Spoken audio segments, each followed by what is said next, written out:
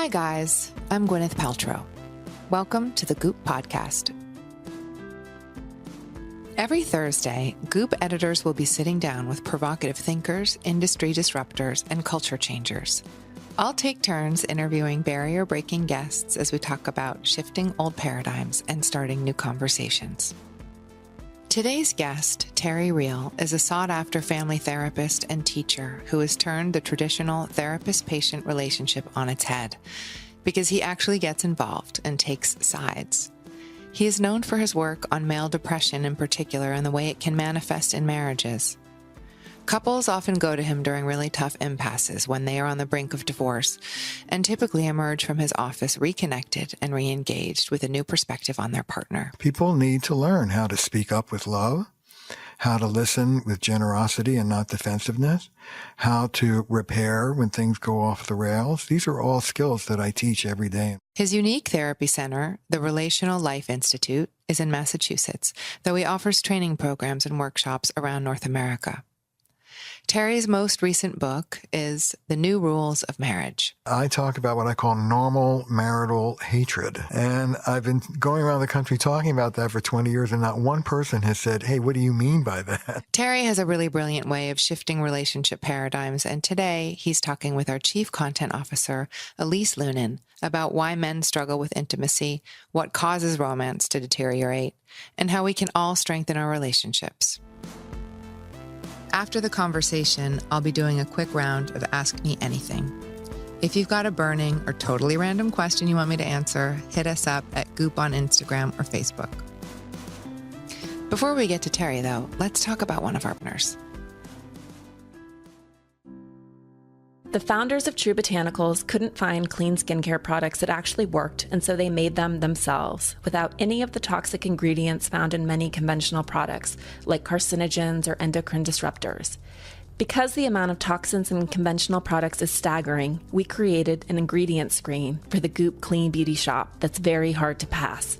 True Botanicals passes with flying colors and even has independent clinical trials to back it all up. Now, here's something we don't always think about when it comes to aging skin. It ages everywhere, not just on the face.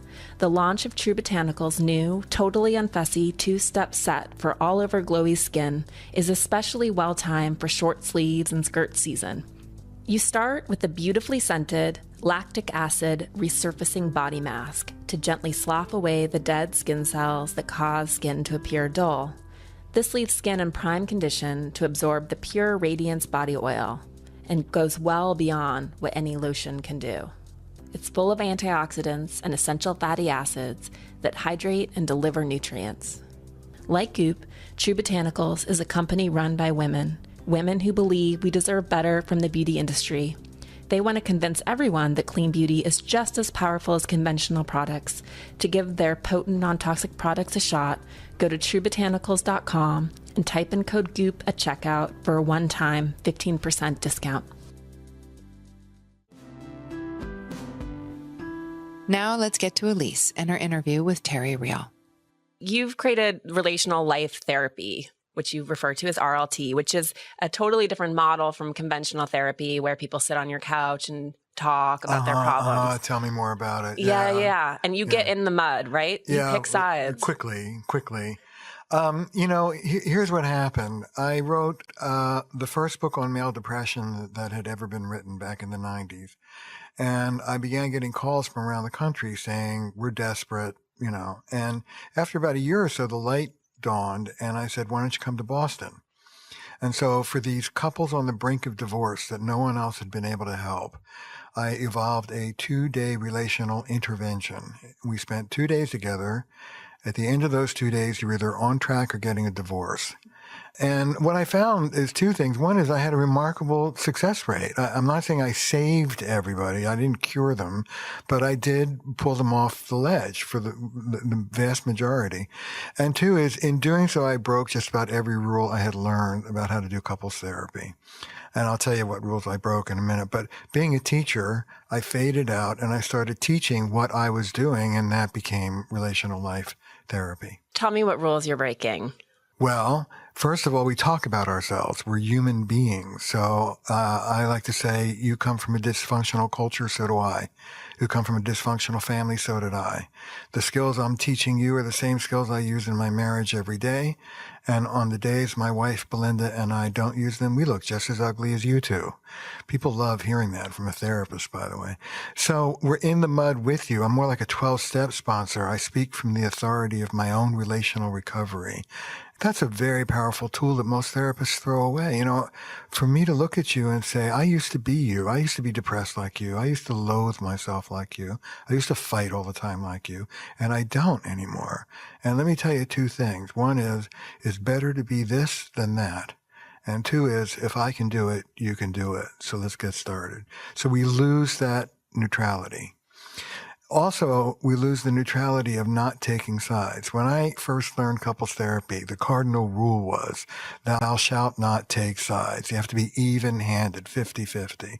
Particularly, you don't take sides with a woman against a man. If you did that, you had to go to your supervisor and talk for a while about your mother and then get straightened out. So we take sides. Not all problems are 50-50. And I have to say, not always. There are lots of role reversals, but quite often, we side with the woman because it's not an even playing field. Women are the ones who are dissatisfied with relationships. Women are the ones who are probably listening to this podcast. Women are the ones who are buying the self-help books. Women are the ones who drag men into therapy because women have changed and men, by and large, are just at the beginning of change. And the bar has been raised. Women don't need marriage the way they did, like in Jane Austen's day, say.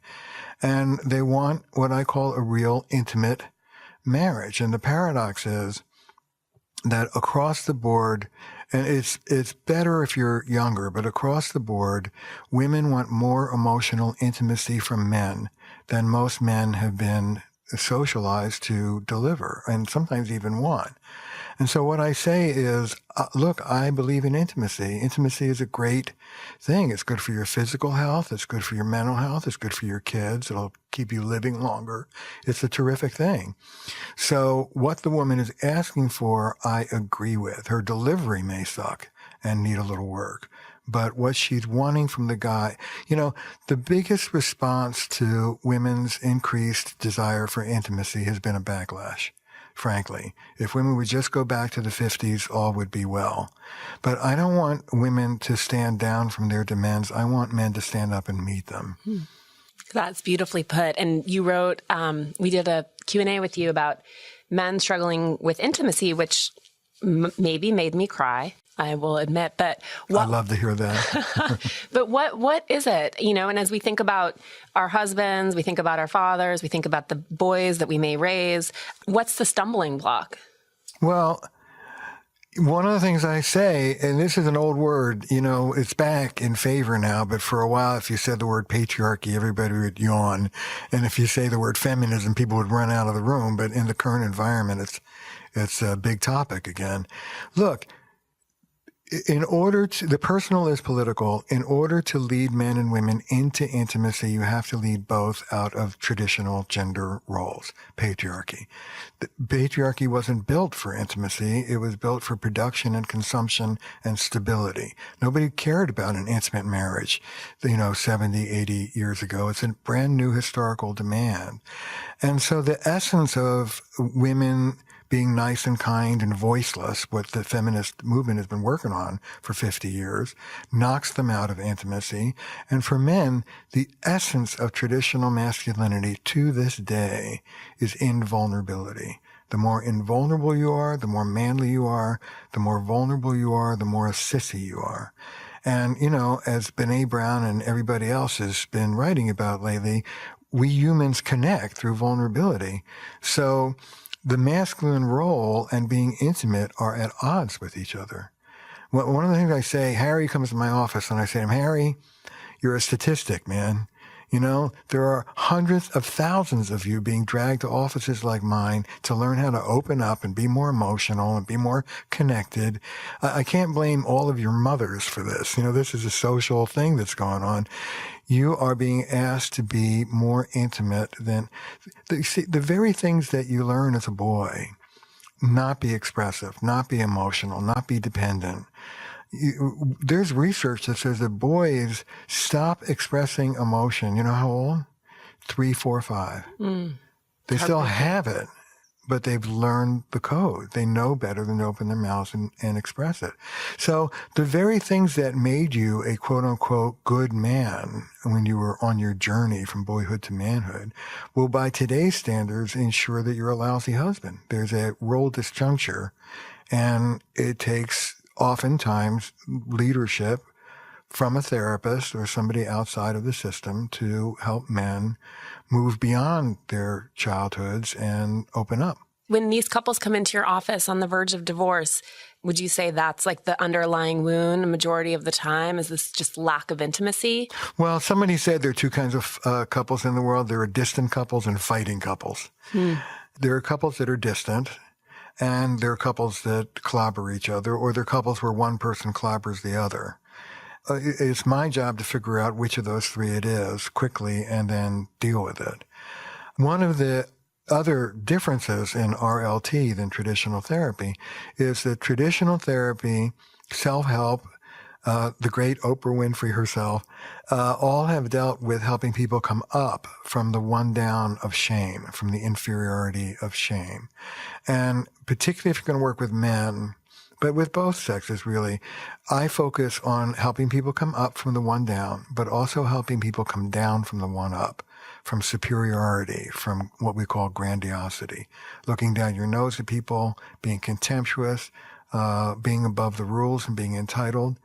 And grandiosity is just as big a problem in helping people move into intimacy as shame is, but it's been largely neglected by the field. That's really interesting. And how often when people come with either shame or grandiosity, are they conscious of it, or is part of your job in getting involved and taking sides, like the reflection back of what they are putting out there? Absolutely. It's my job. And that's another difference between RLT and other therapies. There are three phases, if you will, of RLT. The first is loving confrontation. I call it joining through the truth. Look, this is exactly what you're doing to blow your own foot off. This is a dysfunctional stance that you've adopted. Can I give you an example of a dysfunctional stance? Okay. Angry pursuit is an oxymoron. God damn it, get off your fat ass, get off the couch, get over here and love me now. Rarely works. I can't imagine why. Yeah. One of the things I say, particularly to women, is listen, I have bad news for you. Complaint is not seductive. I'm sorry to tell you. But that's a dysfunctional stance. The content is about, I wish you were closer, but the process actually pushes your partner away, lose the anger. So the first order of business is me making clear to you in a way you don't see exactly what you're doing that's self-defeating in your relationship. The second phase is going back to your family, that school of relationships called your family of origin, and figuring out where this came from. What did you adapt to? I was just talking to one of your staff 5 minutes ago, and she was telling me that she was overwhelmed by her husband's emotionality.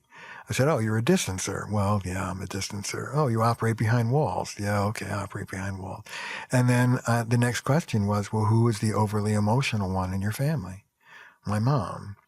And how did you deal with your mom's emotionality? Well, I kind of warded her off. Okay, well, that's where you learned to do it. And that became your template for how to have a relationship. So we take it back to where it came from. And that often is very emotional for people, as you might imagine. Is that awareness of like walling off your mom, is that enough? Or is there additional sort of bringing stuff out that needs to happen, or reconditioning? Like, is it just knowing the pattern breaks the pattern? This is great. Well, that brings me right to my third phase, which is education. You have to teach somebody how to do it differently. And I differ from a lot of trauma work right now. A lot of trauma people think you remove the trauma and people will just naturally know how to be intimate. But not in this culture, baby. This is an addictive, narcissistic, patriarchal culture. We don't teach our sons and daughters the skills of intimacy, but we have great ambitions for intimacy.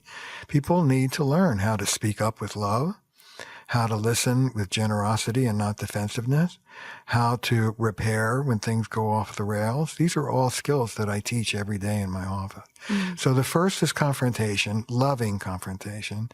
The second is going back to the roots where it comes from. And then the third is re-education. How do you find that you need to do this with people? Like if someone comes to you, I guess you have a two-day intensive. Like, can this be learned that quickly? Well, I send almost everybody back home with a pretty elaborate treatment plan. You have to continue couples therapy, and/or you need to go to 12-step. You need a medication consult. You need a men's group. You need a trauma. You need to do trauma, whatever it is. And my informal sort of follow through, we haven't done formal outcome studies, is the people who follow through with the recommendations hold their progress. And people who don't follow through, they'll keep it for like 6 months, maybe a year, and then they tend to lose it again. We'll have more of Elise's conversation with Terry Real in a minute. In the meantime, let's talk about one of our partners. Here at GOOP, we abide by the thesis of making every choice count. We believe that resources are limited, money, time, materials, and that there's no reason to have a bad meal or go to a ho-hum yoga class or buy a dress that you never wear that taunts you from your closet. You know, that dress that doesn't look good on you, but is too expensive to give away. Those dresses are the worst. And that's where Stitch Fix comes in. It's the perfect antidote for women who don't like to shop or don't have time to shop, or who have always wanted a personal stylist to pick flattering pieces that they will actually wear. I just went through the process of signing up for a Stitch Fix account, and it's easy and fun. You enter all your basic size details, pick collages that best reflect your taste, select some of your favorite brands and stores to give the stylist a sense of what you're comfortable spending, and then they do the rest for you. You can choose your frequency from every few weeks to once a quarter, and they'll send you a box of 5 pieces that they know will fit and flatter you. There's no subscription required. You simply ship back anything that you don't want to keep, and they even pay for shipping and returns. Get started now at stitchfix.com/goop, and you'll also get 25% off when you keep all 5 items in your box. That's stitchfix.com/goop to try Stitch Fix today. stitchfix.com/goop. Okay, let's get back to our chat with Terry Real. And for people who are, let's say on the whole, I may or may not be talking about myself, but on the whole in really healthy relationships, but you have these moments of deterioration. Like when you look at, it's probably not as interesting, but when you look at couples who tend towards being primarily happy, like what do you see as the eroding factors that might actually end up in your office? Yeah, well, first I want to tell you that moment of darkness is dark. I talk about what I call normal marital hatred.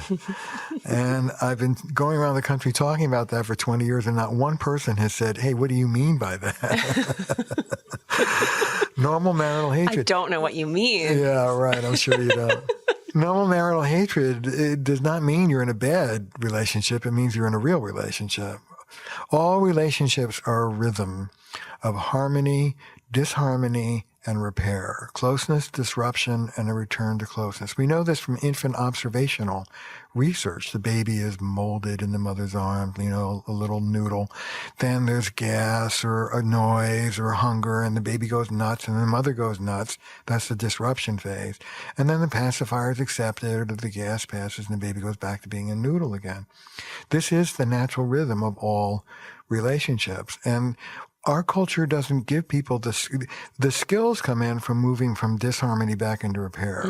That's where you have to keep your wits about you. And our culture doesn't teach girls and boys the skills to do that. Our culture doesn't even acknowledge that disrepair exists.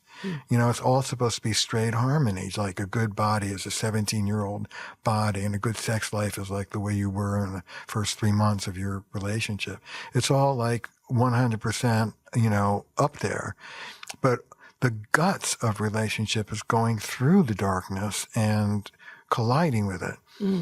But one of the things I say, if I may, is and I have a soft spot in my heart for this in my own life as well. We long for divinity. We want a god or goddess who's never going to let us down. And we're stuck with a bozo who's just as, limited as we are. And it's actually the collision of your partner's imperfections and yours that makes for the stuff of intimacy. That's the guts of it. And it drives you deep with each other. I wouldn't want a perfect relationship. It would be boring after a while. Mm-hmm. I'm sure a lot of people fight for entertainment. Well, a lot of people fight because it's the only intensity they have with each other. Yeah, which I think I've heard other people remark on that. I think that's interesting. But to back up before to something you said, which is that moving into repair, and just to cite my own relationship, that's where my husband really struggles. He doesn't know, he can't even acknowledge that maybe he needs to make it right. I essentially get tired of, I'm like, this is getting boring, this sort of nice movement around each other when we're not in harmony. And I sort of start the conversation, but how do you crack that nut? Spoken like a woman. Saying, exactly. You would come forward and I talk about what I call fierce intimacy. It's taking each other on. It's really understanding that, swallowing it and telling yourself that you're compromising when in fact you're settling. You asked earlier what makes a good relationship go south. That does. When you stop really taking your partner on, passion is the first casualty. Your aliveness dries up, your generosity dries up, pleasure dries up, you're not as interested in pleasing him, and resentment starts to build like rust, like cancer. So my message to particularly women is dare to rock the boat. Go for it. Don't swallow it because you're going to wind up resenting it and it's going to come out sideways. It's interesting. And clearly you can walk back from that, but that I'm sure probably resonates with every single person who is listening to this, that those moments of seething resentment and just it's funny, I always quote the movie The Breakup. I don't know if you've ever seen it, but there is this moment with Jennifer Aniston and Vince Vaughn about the dishes. And he's sort of she wants him to help her clean the kitchen. Obviously he doesn't. And he's like, why didn't you ask me? And she's like, I want you to want to do the dishes. Oh, yeah. And I feel like that's also a threaded of just can't you just meet me where I am intuitively, wholeheartedly? No. Well, what I hear from women all the time is the catchphrase is, I want a real partner. I talk to men about what I call privileged obliviousness. It's a millennial old privilege for men. The kind of guy who says, hi, hon, steps over the pile of stinking diapers and gives his wife a kiss, doesn't even notice that they're there. That's a male thing. Mm-hmm. And a lot of women will say, well, if I tell him exactly what to do, he'll do it, but he never notices. That's a tough one because that goes back a long, long way. Women have been in charge of domestic life and men just haven't been for centuries. So it's going to take a while for men to develop that consciousness. And the other manifestation of that, I think, is, and my husband and I both work and we have 2 young children, but it's the learned helplessness, you know, and just not wanting, really consciously trying to not, yes, of course, it's so much easier if I just do it all myself, but I will not. I am not going to enforce any more learned helplessness. I heard a self-described feminist comedian once. This is back when people were smoking. And it was a long time ago. I'm dating myself. Anyway, she says she went on a date, and about her 4th or 5th date, they were out for a weekend at a hotel. And the guy walked into the hotel room and said, "Where are the ashtrays, hon?" What I know. But that's, all too it's better with younger men. Yeah. All of this is better. The younger you are, the more feminist you are. All of these millennial, I'm a great fan of millennial young men. They've all been raised by feminist mothers, and millennial men are by and large more sensitive and progressive. Baby boomers are in deep, deep trouble. Divorces, I think, doubled in baby boomers over the last 20 years. To me, it's clear as day what's going on. You have kind of 20th century men with 21st century women. and the women are just fed up with it. Most divorce, 70% of divorce is instituted by women. That doesn't totally surprise me. And so just thinking about our own children, I guess, is one of the keys, just like encouraging them to continue to emote? Oh, absolutely. Not just encouraging them, but insisting on it. I want both men and women to hold the bar high for their boys, really insist on connection and relation. I argue really strongly in all three of my books against this myth that in order to, quote unquote, turn a boy into a man, he has to separate from his mother and he has to be autonomous, and only a man can turn a boy into a man, which completely disempowers single moms, lesbian moms. The research is clear. These people it takes an adult to turn a child into an adult. My message to mothers in particular is hold on to your sons. This whole separation, you have to renegotiate an immature relationship to a more mature relationship, leave them more room. Sure, be more independent.